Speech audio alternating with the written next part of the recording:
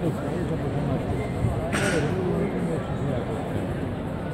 δεύτερο που θέλω να πω, το οποίο έφυγα το δεύτερο λίγο, συνήθως ότι τα αγοράκια είναι πιο καλά τα αγοράκια.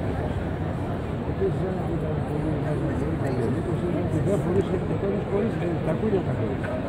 Έχουν πέσει, βλέπαμε παρελάσεις, δεν πώς θα το πατήσουν. Αυτό βέβαια είναι υποχρέωση των δημαξιών του ίδιου της παρέλασης.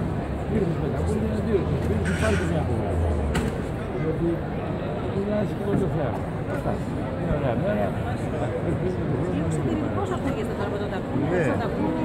Εσείς είστε προοδευτικός άνθρωπος, τι σημασία έχει το τακούνι. Η παρέλαση δεν υπάρχει.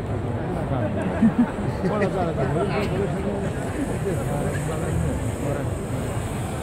γίνεται να πας στην παρέλαση να πούμε. Ευχαριστούμε πολύ.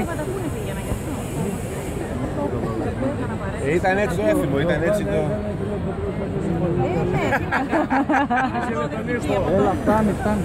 Έλα,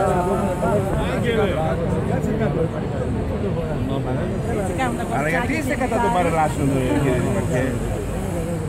φτάνει, γιατί? Εντάξει, λίγο εκεί. Να κάνει γυμναστική συνθήκη στο καταλαβαίνω. Να κάνει αεροπλογή στο καταλαβαίνω. Μαζικές παρεμβάσεις, δεν φαντάρει μας. Εντάξει, αυτό το αλλού κάνουν. Ωραία, ευχαριστούμε. Κυρία Πατουλή,